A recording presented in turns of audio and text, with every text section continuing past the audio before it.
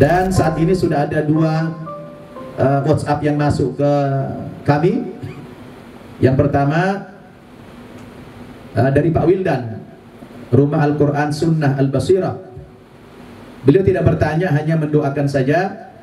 Kata beliau, semoga Allah Subhanahu wa Ta'ala senantiasa menjaga kesehatan Ustaz Nababan dan demikian juga para santrinya. Amin.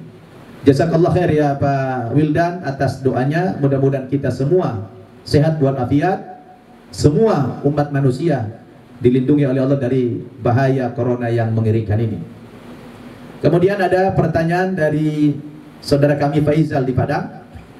Assalamualaikum Ustaz. Waalaikumsalam warahmatullahi wabarakatuh. Santri mu'allaf binaannya sangat bagus ngajinya. Bagaimana metode pengajarannya Ustaz? Alhamdulillah. Pak Faizal, kalau Anda bertanya bagus ngajinya, ya tentu karena kami berusaha mendatangkan guru ngaji yang bagus, ya, yang menguasai ulumul Quran, ilmu-ilmu Al-Quran. Dan alhamdulillah karena mereka juga mu'allaf ini kan hatinya bersih. Rata-rata santri kami ini paling lama 1 bulan sudah lancar baca Al-Quran. Dulu Nurdin berapa? Ada sebulan bisa baca Quran? Ada sebulan. Ernika? Sebulan juga. Sebulan itu sudah lancar baca Al-Quran. Ya, makanya saya kadang-kadang sedih, ya Ustadz Bukhari Muslim. Saya sedih kalau lihat di Indonesia ini masih banyak anak-anak Islam yang berumur 60 tahun tidak bisa ngaji, ya. Kita sedih. Di studio kita ada juga tamu istimewa kita, Ustadz Bukhari Muslim. Subhanallah. Nah, pemirsa Nabat TV rahimakumullah, tadi Ustadz Faizal dari Padang itu ya nanyakan bagaimana metodenya. Kita tidak ada metode-metode yang biasa saja. Ya, yang populer itu ya metode Iqra. Tapi sekali lagi itu berpulang kepada anaknya, karena orang yang masuk Islam itu kan sudah dihapus dosanya yang lalu oleh Allah Subhanahu wa Ta'ala. Nah, Al-Quran itu kan wahyu, mukjizat. Jadi kalau hati sudah bersih mempelajari Al-Quran, ya tentu mudah belajar Al-Quran. Yang bikin orang sulit belajar Al-Quran, kenapa? Terlalu banyak dosa.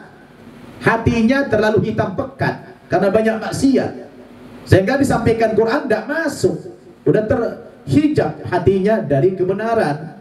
Makanya orang belajar Quran bertahun-tahun tidak bisa sama sekali.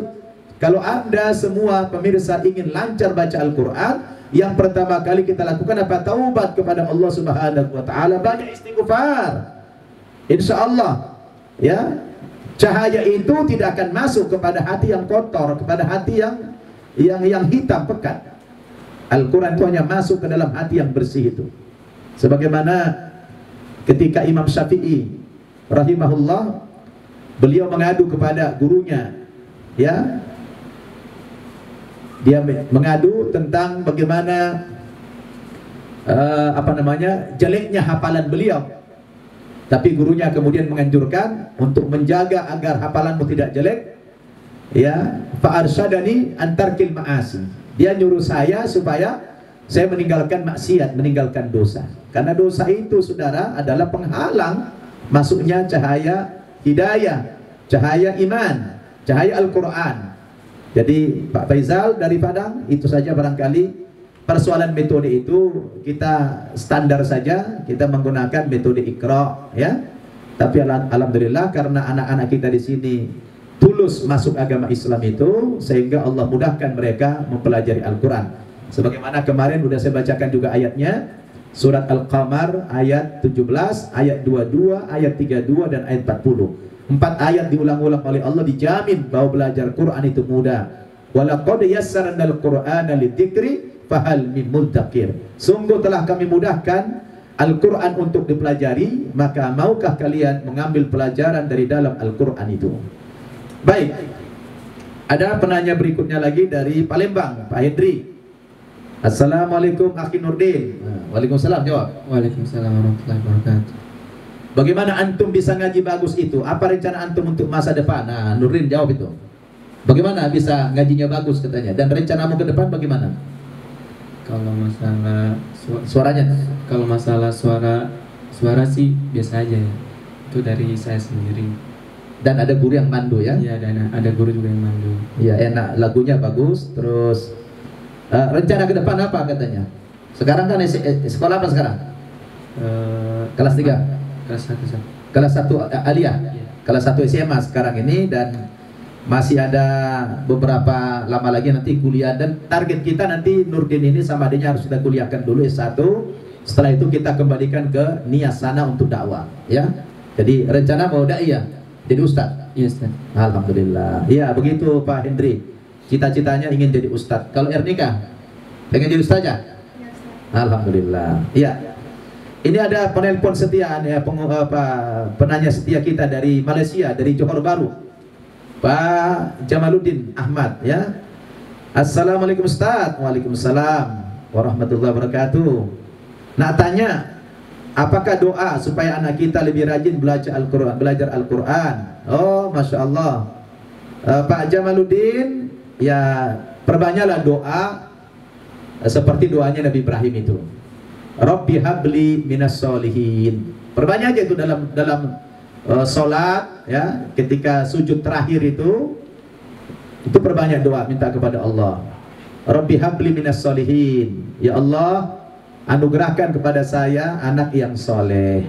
Karena doa orang tua kepada anak ya, doaul walidi liwaladihi kadu'ain nabi li ummati. Nah, doa ayah, doa orang tua kepada anaknya itu sama seperti doa Nabi terhadap umatnya. Artinya mustajab, tidak terhalang doanya. Jadi kalau doa-doa yang baik yang dikumandangkan orang tua kepada Allah buat anak-anaknya, ya Allah, jadikan anakku soleh soleha, atau istriku, Rabbana hablana min azwajina wa dzurriyyatina qurrata a'yun waj'alna lil muttaqina imama. Ya Allah, anugerahkan kepada saya pasangan hidup, istri, suami yang soleh dan soleha, serta anak-anak dan keturunan yang soleh dan soleha, yang kelak menjadi penyejuk mata dan membanggakan serta menjadi imam bagi orang-orang yang bertakwa. Perbanyak doa-doa yang semacam ini ya kepada Allah Subhanahu wa taala di malam hari ketika Pak Jamaluddin dan kita semua habis sholat tahajud, kita minta kepada Allah supaya lahir generasi kita, generasi yang saleh, yang cinta Al-Quran. Nah tentu untuk mewujudkan ini kan banyak proses di situ, bukan cukup dengan doa saja. Kita doa kalau menyekolahkan anak bukan di tempatnya juga enggak betul. Doa ya kita jalan bagian daripada ikhtiar juga, tapi usaha kita untuk membentuk anak yang soleh wajib. Ya kita masukkan anak di pesantren, kemudian jaga itu lingkungan pergaulan anak kita harus diprotek. Sebab Nabi katakan apa? Al-mar'u ala dini khalilihi falyanzur ahadukum man yukhalilu.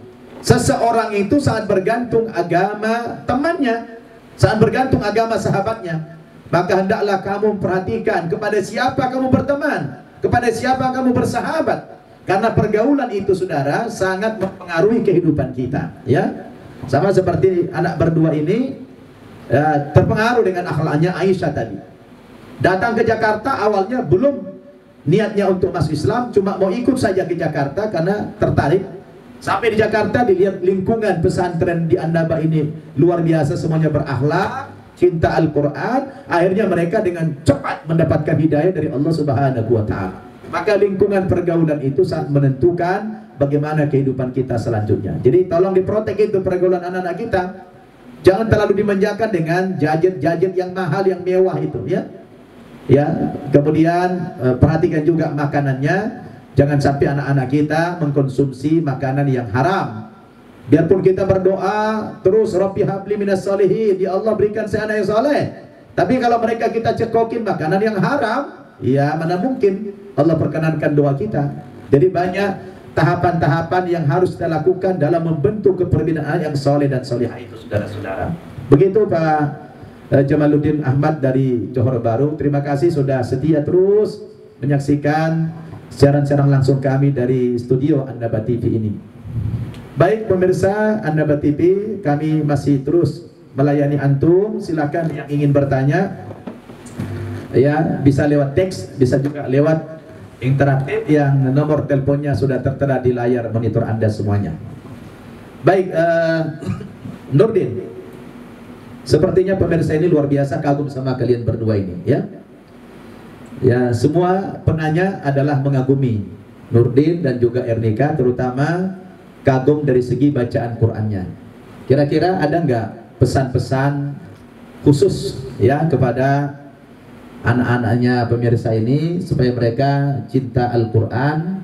Apa pesan-pesannya kepada mereka? Karena penanya ini bagaimana doa supaya anak kami rajin mengaji gitu. Apa sarannya kepada anak-anak mereka? Silakan. Ya, sarannya sih, Agak besarkan suaranya dikit. jadi sarannya perbanyak mendekat kepada Al-Quran, pelajari terus Al-Quran walaupun masih belum bisa, tapi terus mendekat kepada Al-Quran karena Al-Quran itu nur gitu. Jadi terus berdekat dan mempelajari lebih dalam Al-Quran, insya Allah bisa ntar. Iya, jadi semua bergantung kesungguhan ya. Iya, saat tergantung dari Dan semua itu proses, Iya. ya kan? Bahkan kalau baca Qur'annya tertatih-tatih saja dapat pahala 2 kata Rasulullah, ya kan? Terus kan. Ya. Kalau Ernika apa pesan khusus? Ya, silakan. Pesan saya kalau buat anak-anak remaja kayak gini, lebih banyak perbanyakin baca Quran walaupun tertatih-tatih, tapi tetap rajin baca Qurannya. Iya, alhamdulillah, masya Allah. Iya, semua dengan usaha, ya kan? Baik, pemirsa, ada lagi pertanyaan ini dari Pak Roni di Pontianak. Ternyata penonton kita ini dari luar kota semua nih. Dari Jakarta, sepertinya dari kemarin belum